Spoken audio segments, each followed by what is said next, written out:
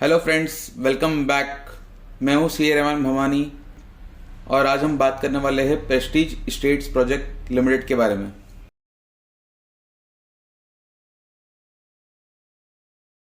तो एक company start हुई थी 1986 में और ये Bengaluru based real estate company है।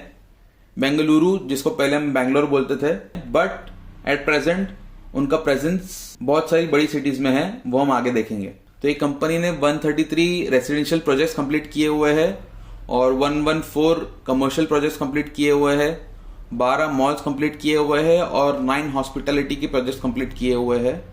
अभी ये कंपनी के एनुअल रिपोर्ट से मैंने एक डेटा निकाला है अप टिल मार्च 2022 का जो लास्ट एनुअल रिपोर्ट आया था उसके अंदर ये था कि कंपनी ने अब तक 268 प्रोजेक्ट्स कंप्लीट किए हुए हैं, 45 प्रोजेक्ट्स अभी उनके चालू है और 52 प्रोजेक्ट्स आने वाले हैं। तो कुल मिलाकर के 365 प्रोजेक्ट्स उनके हैं, जिसके अंदर अगर हम टोटल एरिया देखें मिलियन स्क्वायर फीट्स का, तो 304 मिलियन स्क्वायर फीट्स की ये एरिया इन्होंने डेवलप किया हुआ है।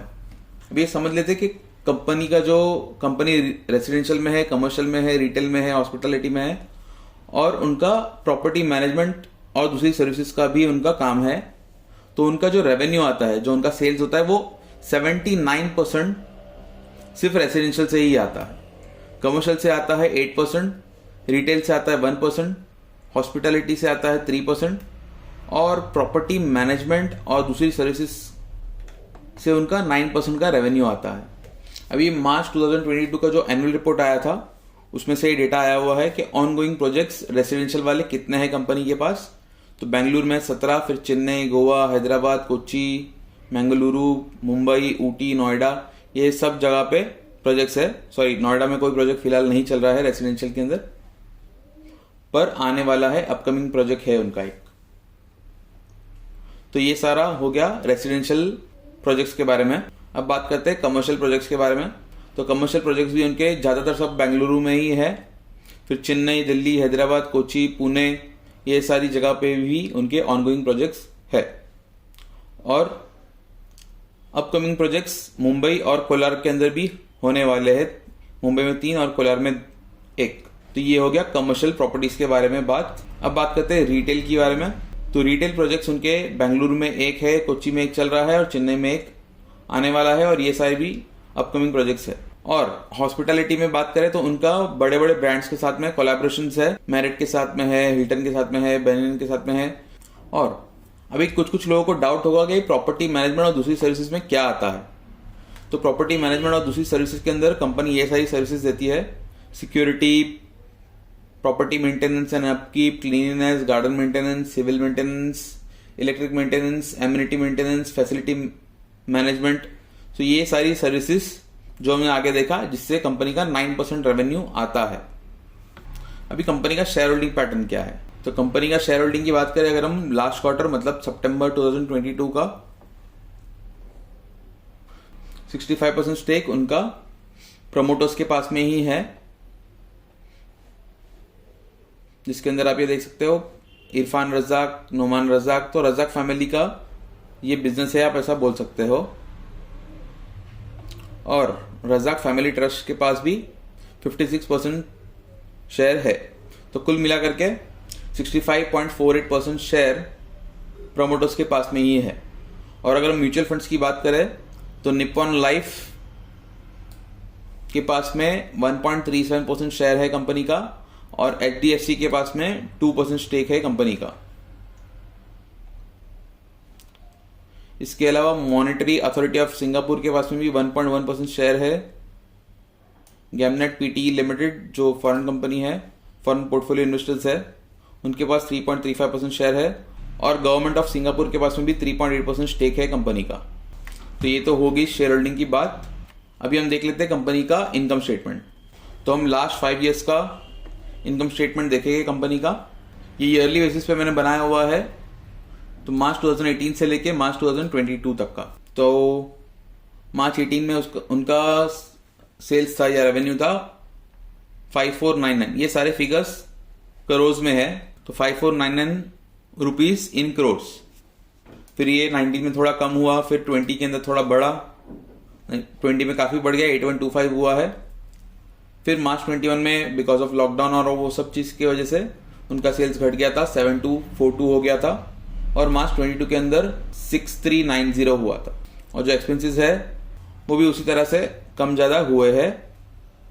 सो मार्च 18 के अंदर 4222 था, फिर 3718, 5769, 5308, 4872। ये सेल्स कम हुआ है तो उनके खर्चे भी कम हुए हैं। तो अगर हम ऑपरेटिंग प्रॉफिट की बात करें तो 18 के अंदर वो 23% था, 19 के अंदर 28% हुआ, मार्च 20 के अंदर वो 29% हुआ, फिर अगेन कम होकर 27% और 24% पे आ गया है। अभी ऑपरेटिंग प्रॉफिट जिसको नहीं पता, मतलब कंपनी का जो कोर बिजनेस है उससे वो कितना कमा रही है, मतलब ये कंस्ट्रक्शन कंपनी है तो उसको लेके उनका कितना इनकम हो रहा है। अभी हम दूसरी इनकम की बात करें, मतलब कि कंपनी ने कहीं पैसे इन्वेस्ट किए होंगे तो उसका शेयर्स का उनको डिविडेंड आ रहा होगा, या तो फिर उनको इंटरेस्ट आ रहा होगा जो उन्होंने लोन दिए हुई है, तो उसको हम कहते हैं अदर इनकम। तो बहुत छोटा अमाउंट है, 77, 125, 113, 203, 204। छोटा अमाउंट मतलब आपके लिए शायद छोटा नहीं हो, मेरे लिए भी छोटा नहीं होगा, बट कंपनी के लिए सेल्स उनका कंपनी का 5000 6000 करोड़ है तो उसके सामने बहुत छोटा अमाउंट है ये। और एक्सेप्शनल आइटम्स मतलब कि जो सिर्फ एक ही बार होगी, मतलब वो बार बार नहीं होगी। एक्सेप्शनल आइटम्स में आ गया कि अपना जो कंपनी ने पैसे इन्वेस्ट करके रखे हैं उनके सब्सिडरीज में या कहीं और पैसे इन्वेस्ट करके रखे हैं, वो उन्होंने अगर सेल किया तो उससे जो होने वाला प्रॉफिट है वो कंपनी को बार बार तो नहीं होगा। तो यहाँ पे आप देखेंगे तो ये बहुत बड़ा अमाउंट था, यहाँ पे देखिए तो बहुत बड़ा अमाउंट था 2832, और लास्ट मार्च 22 के अंदर भी ये बहुत बड़ा अमाउंट था 814। तो ये जो प्रॉफिट्स है वो बार बार नहीं होते कंपनी में, सिर्फ एक आध साल में ही होता है कि कंपनी बार बार अपने जो इन्वेस्टमेंट्स है उसको बेचेगी तो नहीं। तो ये इसलिए इसको बोला जाता है एक्सेप्शनल आइटम्स। फिर कंपनी का डेप्रिसिएशन हो गया, EBIT आ गया, earning before interest and taxes. फिर इंटरेस्ट एक्सपेंस, इंटरेस्ट की अगर हम बात करें तो ये 566 था मार्च 18 के अंदर, फिर थोड़ा बड़ा था 723 हुआ था, 1023 हुआ था मार्च 20 के अंदर, एंड अगेन ये मार्च 22 के अंदर कम होके 555 हो गया है। तो ये एक अच्छी साइन है कि इंटरेस्ट कम हो रहा है। प्रॉफिट आफ्टर टैक्स की हम बात करें तो 425 था 18 के अंदर, फिर ये धीरे धीरे बढ़ा था, मार्च 21 के अंदर 2878 था, और मार्च 22 के अंदर 1200 रुपये के आसपास था। बट ध्यान रहे दोस्तों, ये 2878 नॉर्मल बिजनेस की वजह से नहीं हुआ था, ये एक्सेप्शनल आइटम्स की वजह से ये इनकम इतना बढ़ गया था कंपनी का, और यहाँ पे भी 800 रुपये बढ़ा है, उसी की वजह से ये प्रॉफिट हमारा बढ़ गया है। तो अगर हम बात करें कि भाई एक्सेप्शनल आइटम हटा के हमारा कितना प्रॉफिट हुआ है, तो ये मैंने इधर एक फॉर्मूला लगाया है जिससे हमको पता चल रहा है कि एक्सेप्शनल आइटम को हटा देते हैं तो हमारा बिफोर टैक्स, मतलब ये वाला जो प्रॉफिट का फिगर है वो कितना आना चाहिए। टैक्स तो ऑब्वियसली देना ही है कंपनी को, तो 637 था, उसकी जगह पे 633 होता, 640 की जगह पे 533 होता, 827 की जगह पे 779 होता, 3339 की जगह पे 565 होता, और ये 1500 की जगह पे 695 होता। तो ये मार्च 20 के अंदर कंपनी का प्रॉफिट था 779 करोड़, और अभी मार्च 22 के अंदर उनका प्रॉफिट है 695 करोड़। ये मैं बिफोर टैक्स की बात कर रहा हूं, एक्सेप्शनल आइटम्स हटा के। तो आप देख सकते हो ये कंपनी अभी भी मतलब 695 और 779, मतलब ये हो गया 84 करोड़ के आसपास का, उनका अभी भी नीचे ही चल रहा है मार्च 20 के प्रॉफिट से। अभी बात कर लेते हैं हम क्वार्टरली का। तो क्वार्टरली लास्ट 5 क्वार्टर हम देखेंगे, सितंबर 21 से लेके सितंबर 22 तक। तो ये सेल्स इनका 1300 था, 1328 हुआ, फिर 2400 हुआ मार्च 22 के अंदर, फिर जून में 1938 और सितंबर में 1428। तो सितंबर को अगर हम कंपेयर करेंगे तो ऑब्वियसली ये सेल्स इनका बड़ा है, बट मार्च क्वार्टर से ये कम हुआ है। वैसे ही अगेन ये सारी चीज़ें सेम है जैसा मैंने ईयरली के अंदर हमने डिस्कस किया, वैसे ही है। ये प्रॉफिट, ऑपरेटिंग प्रॉफिट मार्जिन जो है वो मार्च 22 के अंदर कम था, 24 से लेके 28 की रेंज में ये ऑपरेटिंग प्रॉफिट मार्जिन है। और अगर हम एक्सेप्शनल आइटम की बात करें तो यहां पे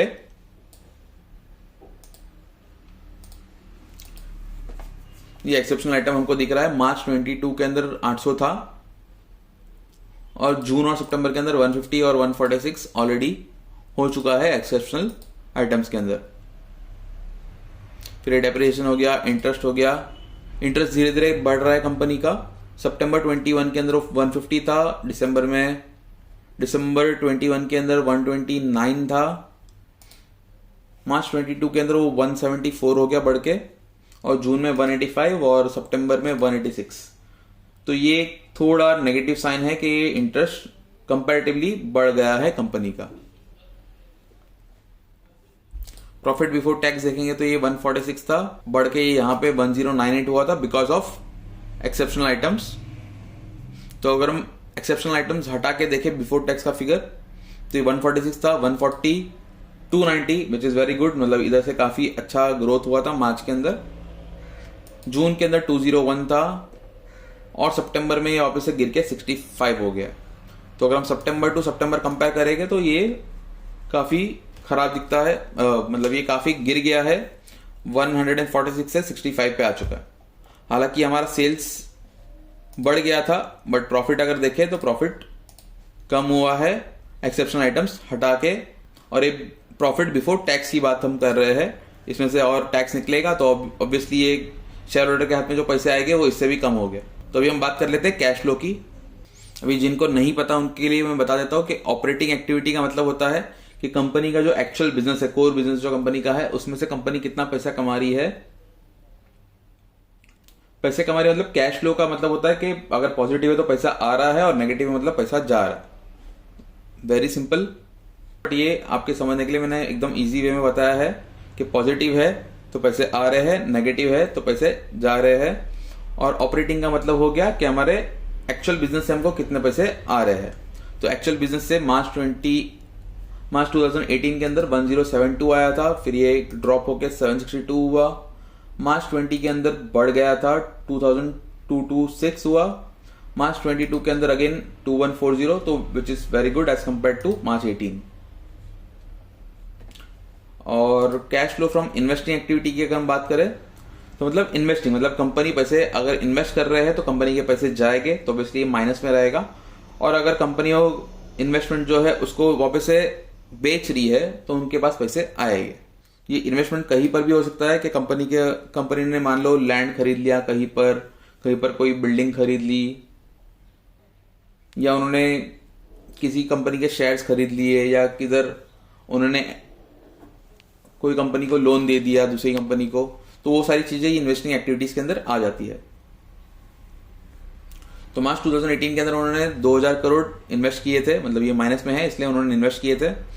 यहाँ पे 549 इन्वेस्ट किए थे, यहाँ पे 2346 करोड़ इन्वेस्ट किए थे। यहाँ पे उन्होंने कुछ अपना जो पोर्शन बेच दिया था इन्वेस्टमेंट का, उससे थोड़ा सा पैसे आए थे।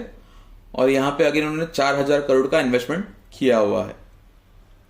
फाइनेंसिंग का मतलब होता है कि कंपनी को जो पैसे आते हैं, मतलब कंपनी अगर कहीं से लोन लेती है तो उनको पैसे आएंगे।